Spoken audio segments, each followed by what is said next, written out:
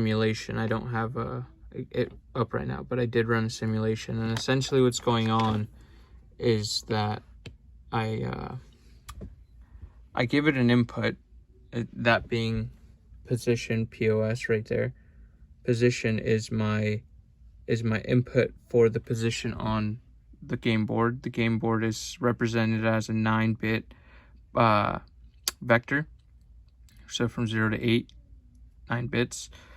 And the way we write onto this particular vector, which is represented here in 2 vectors, one for X moves, one for O moves. That's just because there's 3 cases, and it's hard to, I don't know how to implement 3 cases when we only have 0s and 1s, so I made it 2. But this is essentially what's going on. In those 2, it's just represented as a single 9-bit vector. And the way we write onto this vector is by using these switches, these 4 switches here, to represent a 4-bit binary number. So in order to write on 0, it's a 0, and then to write on 1, you would make it 1, and then to make it 2, to write on 2, you would make the switch 2, and so on and so forth. And so essentially what the plan was is to pick your position, press enter. So if that's 2, you wrote on 2. And the way I designed it is that, so each individual move, so the first move is going to be an X, that for the next move is going to be an O. So you would then input another position. So if you wanted to write on position 4, you would then make the input 4, and it would write an O.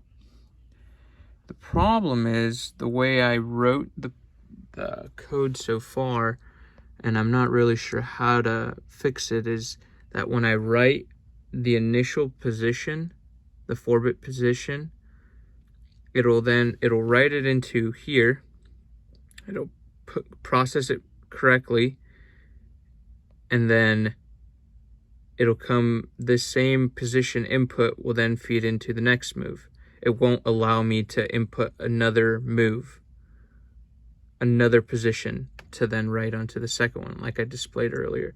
It'll just take the first move, so like the first move I made was X on position 2.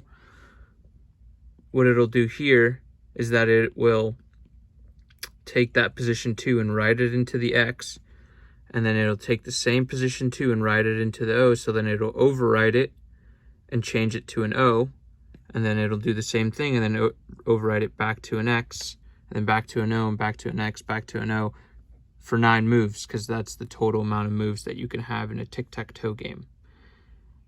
And because that happens every time I make a new input, it only changes one output, because there's only, technically, it'll go the same position for all of them.